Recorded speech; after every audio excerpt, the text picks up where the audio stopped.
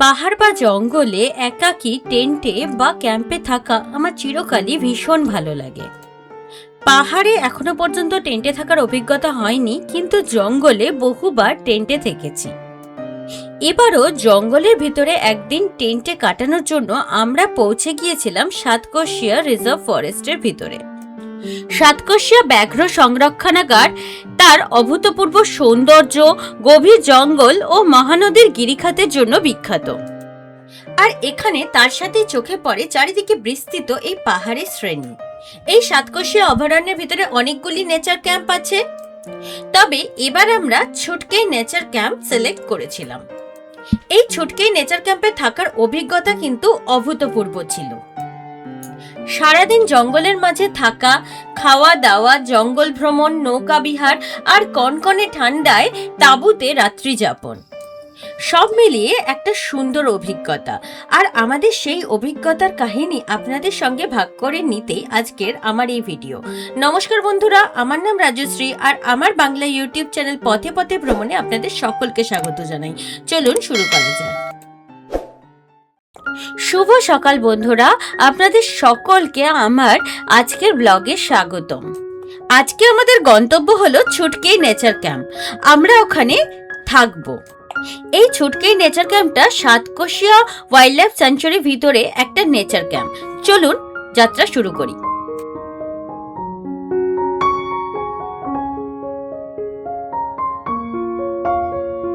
আমি এখন যে জায়গাটাতে দাঁড়িয়ে আছি সেই জায়গাটার নাম হলো পম্পাসার।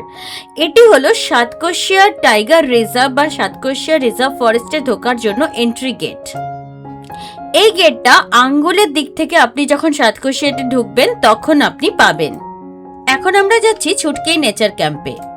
আমরা যতটা জানতাম, যদি আপনার কোনো নেচার ক্যাম্প বুকিং থাকে তাহলে পম্পাসারে গেট এন্ট্রির জন্য টিকিট কাটতে হয় না, কিন্তু এখন আমরা জানলাম যে যদি আপনার নেচার ক্যাম্প বুকিংও থাকে তাহলেও পম্পাসারে গেটের এন্ট্রি টিকিট কাটতে হয়, খুব কম, সামান্য, মাত্র 10 টাকা। আমাদের এন্ট্রি টিকিট কাটা হয়ে গেছে আর আমাদের জন্য গেটও খুলে গেছে। চলুন এখন আমরা প্রবেশ করলাম সাতকোশিয়া ওয়াইল্ড লাইফ স্যাংচুয়ারির ভিতরে। সাতকোশিয়া অভয়ারণ্যের ভিতরে প্রবেশ করতে সবার প্রথমে চোখে পড়বে এই চারিদিক বিস্তৃত পাহাড়ের শ্রেণী আর চারিদিকের অরণ্যের সমাহার। এ যেন এক জাদুর দুনিয়া, কারণ গেট দিয়ে প্রবেশ করতেই সবার প্রথমে আপনার নেটওয়ার্ক অদৃশ্য হয়ে যাবে আর আপনি বাইরের দুনিয়া থেকে পুরোপুরি বিচ্ছিন্ন হয়ে যাবেন। এইখানে প্রবেশ করতেই শুধু এখানে থাকবেন আপনি আর প্রকৃতি, প্রকৃতি আর আপনি। প্রকৃতির মাঝে একাকী হারিয়ে যাওয়ার এর থেকে শ্রেষ্ঠ জায়গা যেন আর হতেই পারে না। অবশেষে পাকা রাস্তাও শেষ হয়ে যাবে এবং এই কাঁচা মাটির রাস্তা দিয়েই আপনাকে প্রবেশ করতে হবে ধীরে ধীরে নেচার ক্যাম্পে। আর আমরাও এই কাঁচা রাস্তা দিয়ে ধীরে ধীরে এসে পৌঁছে গেলাম ছুটকেই নেচার ক্যাম্পে। আর এই চারিদিকের বিস্তৃত জঙ্গল আর পাহাড়ের শ্রেণী আমাদের স্বাগত জানালো। ছুটকেই নেচার ক্যাম্পে প্রবেশ করতে সবার প্রথমে চোখে পড়লো এই কটেজ আর টেন্টগুলিকে।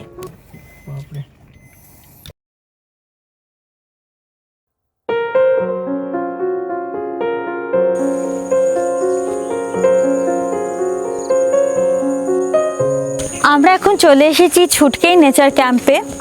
এই নেচার ক্যাম্পে প্রাকৃতিক সৌন্দর্য অভূতপূর্ব, অসাধারণ, অসামান্য। এটা চারিদিকে পাহাড়, দূর দূর পর্যন্ত আপনি যত যেদিকে তাকাবেন সেদিকে শুধু পাহাড় আর পাহাড় দেখতে পাবেন। তার মধ্যেখানে একদম নেচারের বুকে যেন আপনাকে একটা কটেজ বানিয়ে কেউ থাকতে দিয়েছে, যেন স্বপ্নের মতন। সবারই স্বপ্ন থাকে একটা পাহাড়ের কোলে ছোট্ট বাড়ি। এই অনুভূতিটাই একদম পুরোপুরি উপভোগ করতে পারবেন এই জায়গাটাতে এসে। এখানে থাকার ব্যবস্থা যদি কথা বলি তাহলে এখানে দুরকম থাকার ব্যবস্থা আছে, একটা হলো টেন্ট আর একটা হলো কটেজ।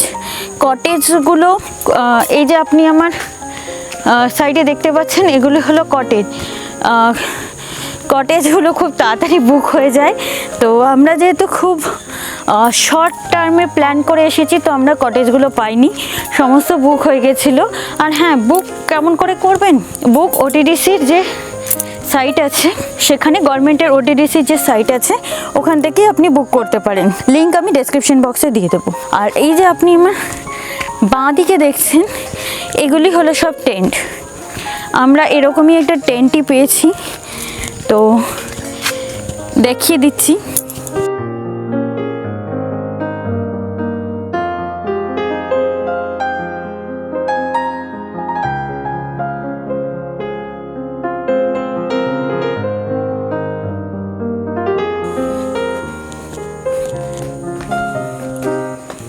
তো টেন্টে ঢুকতেই প্রথমে এরকম একটা চেয়ার, দুটো চেয়ার, টেবিল, 2 বোতল জল আর একটা সোপ এরকম দেওয়া হবে।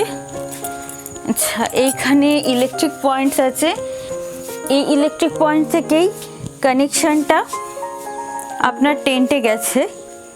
এই যে টেন্টের ভিতরে যে কানেকশানটা, সেটা এই থ্রু দিয়েই এখান থেকে টানা হয়েছে। টেন্টের সামনে এরকম একটা এক্সটেন্ড করে ব্যালকনি মতো তৈরি করা হয়েছে, আর দরজা দিয়ে প্রবেশ করলে এটা হলো বেডরুম। বেডরুমে প্রবেশ করতেই প্রথমেই একটা ডাবল বেড রয়েছে, আর এপাশে রয়েছে একটা ছোট আলমারি মতন। এখানে আপনি জিনিসপত্র রাখতে পারবেন। উপরে একটা টেবিল ফ্যান রয়েছে। এছাড়াও এই পাশটায় রয়েছে একটা জামা কাপড় রাখার জন্য আলনা, আর এখানে দুটো কম্বল রাখা আছে যেটা রাত্রে দরকার পড়বে। আর এখানে একটা আছে ড্রেসিং টেবিল, যেখানে একটা ফুল সাইজ মিরর রয়েছে। টেন্টটা কিন্তু বেশ বড়, একটা ফ্যামিলির জন্য যথেষ্ট। এবার টেন্টের এই জায়গাটা দিয়ে বেরোলে আরেকটা ছোট মতন ঘর রয়েছে, মোটামুটি চেঞ্জিং রুম মতন বলতে পারেন। আর তারপরে সেই চেঞ্জিং রুম থেকেও এই চটিটা পরে নিলাম, বেরোলে এদিকটায় আছে ওয়াশরুম। চলুন ওয়াশরুমটা দেখে আসি। ওয়াশরুমটা কিন্তু পাকা, এটা কিন্তু টেন্ট নয়।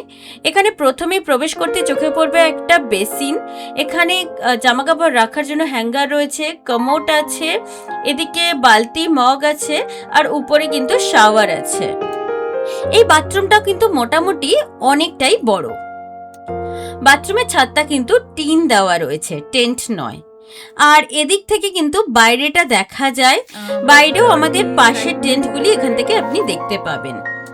যদিও আমরা কটেজ পাইনি, তবু আপনাদেরকে দেখানোর জন্য আমি একটা কটেজের ভিডিও করেছি।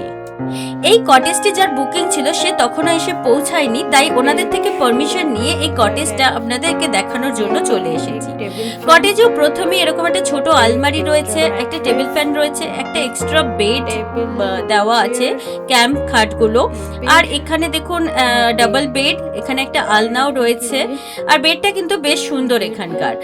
আর এই ছাদটাও কিন্তু এখানকার টিনের ছাদ, আর এই ওয়ালটা কিন্তু দেখতে বেশ ভালো লাগছিল। এখানেও একটা ছোট চেঞ্জিং রুম মতো আছে, এখানে একটা ড্রেসিং টেবিল রয়েছে, আর এদিকটা হলো বাথরুম। বাথরুমটা সেরকম কিছু দেখানোর নেই, আর অন্ধকারও ছিল, তাই আমি আর দেখালাম না। চলুন এবার বাইরেটা দেখে আসি। এই কটেজের পিছন দিকটায় কিন্তু একটা বড় বারান্দা আছে, যেখানে কিন্তু আপনি বসে চা বা কফি খেতে খেতে এই প্রকৃতিকে উপভোগ করতে পারবেন। এই হলো কটেজটা বাইরের দিক থেকে। চলে এসেছি ডাইনিং রুমে। এটা হলো ডাইনিং রুম। ডাইনিং হলটাও কিন্তু যথেষ্ট বড় ছিল, আর এটা ছিল ডাইনিং হলের বেসিন। আর এখানে দুটো আয়না ছিল, আর এখানে এইভাবে টেবিলগুলো রাখা ছিল। আর এই হলো আমাদের দুপুরের খাবার। আজকের দুপুরে আমাদের খাবার ছিল ভাত, ডাল, তরকারি, আলু ভাজা, আর সাথে মাছের ঝোল, স্যালাড এবং দু পিস মাছ ভাজা। দুপুরের খাবার খেয়ে প্রকৃতির সৌন্দর্য উপভোগ করতে এই টেন্টের বা ক্যাম্পের মধ্যেখানটাতে চলে এসেছিলাম। আর এই জায়গাটা থেকে চারিদিকের পাহাড় খুব সুন্দরভাবে দেখা যায়। আর এই যে আমি দোলনা খাচ্ছিলাম জায়গাটাতে, সেই জায়গাটার আরেকটি বিশেষত্ব আছে।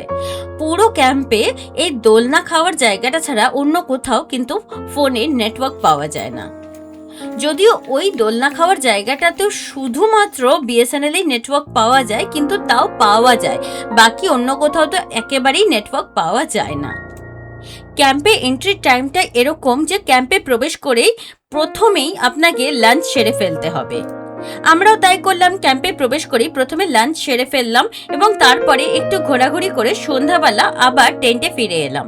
টেন্টে ফিরে এসে দেখি ওনারা আমাদের জন্য চা আর গরম গরম পকোড়া তৈরি করে রেখেছেন। সন্ধ্যাবেলা প্রচন্ড ঠান্ডা লাগছিল, কারণ চারিদিকে জঙ্গল এবং নিঝুম পরিবেশ হওয়ায় এখানে ঠান্ডাটা কিন্তু বেশ জাঁকালো। তাই এই ঠান্ডার মধ্যে বসে গরম গরম চা আর পকোড়া খেতে কিন্তু বেশ ভালো লাগছিল। তারপরে ওনারা কাঠ সাজাতে শুরু করলেন বনফায়ারের জন্য। আমরা ওনাদেরকে হাতে হাতে একটু সাহায্য করছিলাম।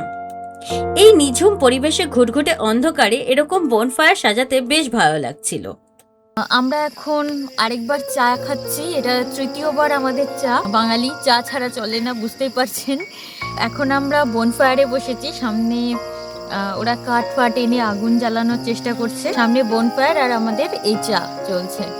পুরো প্রকৃতির মাঝখানে পাহাড় আর জঙ্গলে ঘেরা এই একটা নির্জন দুনিয়াতে, যেখানে সমস্ত রকম কানেক্টিভিটি থেকে আমরা বিচ্ছিন্ন, সেই জায়গায় একদম একাকী বসে এই প্রকৃতির নির্জনতার মধ্যেখানে বনফায়ারে বসে চা খাচ্ছি। অভূতপূর্ব অনুভূতি। আর আপনারাও যদি এই অনুভূতিটা পেতে চান তাহলে অবশ্যই এখানে আসতে হবে। কি আসবেন তো?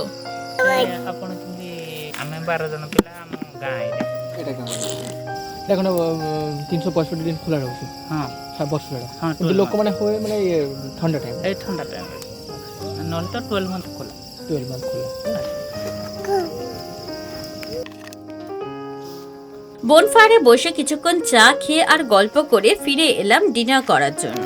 ডিনারে আপনি রুটি খেতে চান না ভাত খেতে চান, এটা আপনি আগে থেকে ওনাদেরকে বলে দিতে পারেন। আমরা রুটি খাবো বলেছিলাম। ডিনারে ছিল রুটি, ডাল, আলু ভাজা আর চিকেন কারি। শীতের রাতে টেন্টে একটা খুব সুন্দর ঘুম দিয়ে সকালে উঠে দেখি সৌন্দর্য আরো বেড়ে গেছে। এই নেচার ক্যাম্প থেকে বেরিয়ে সামনে আসতে দেখি সামনে সূর্যোদয় হচ্ছে। এই সূর্যোদয় দেখার অনুভূতি ছিল অনবদ্য। যদিও ক্যামেরাতে আমি কিছুই রেকর্ড করতে পারিনি, কিন্তু পুরো প্রাকৃতিক দৃশ্যটাকে অনুভব করেছি। এখন ঘড়ির কাঁটা জানান দিচ্ছে সকাল 6:30 বাজে, সূর্যোদয় হয়ে গেছে। আমার সামনে এখন চারিদিকে আমি এই পর্বত শ্রেণী দেখতে পাচ্ছি। এই যে পর্বত শ্রেণী, এটাই হলো সাতকোশিয়া অভয়ারণ্যের বিশেষত্ব। এই চারিদিকে বিস্তৃত পর্বতশ্রেণী দেখেই আপনি চিনতে পারবেন যে এটা সাতকোশিয়া। আর এখন আমি দেখতে পাচ্ছি সেই বিস্তৃত পর্বতশ্রেণীতে পুরো কুয়াশা জমে আছে, আর তার ফলে এই জায়গাটা এবং এই পর্বতশ্রেণীগুলোকে দেখতে আরো সুন্দর লাগছে। পাহাড়ের পিছনে যে সূর্যোদয় হয়েছে সেই আলোকরশ্মির ছটা এই কুয়াশার উপরে পড়ায় কুয়াশাটাকে দেখতে আরো সুন্দর লাগছে। মনে হচ্ছে এই পাহাড়টা যেন কুয়াশার চাদর গায়ে মেখে রয়েছে। এই সাতকোশিয়া অভয়ারণ্য সাতকোশিয়া গিরিখাতের ঠিক পাশেই অবস্থিত। এই সাতকোশিয়া জর্জ ভারতের পূর্ব ওড়িশাতে অবস্থিত। সাতকোশিয়াতে অবস্থিত এই গিরিখাতটি মহানদী নদীর দ্বারা তৈরি হয়েছে। সাতকোশিয়াতে বন্যপ্রাণী সংরক্ষণ হয়, তাই এখানে আপনার ভাগ্য ভালো থাকলে আপনি বাঘ, চিতাবাঘ, হাতি, কুমির, কচ্ছপ এবং বিভিন্ন প্রজাতির পাখি দেখতে পাবেন।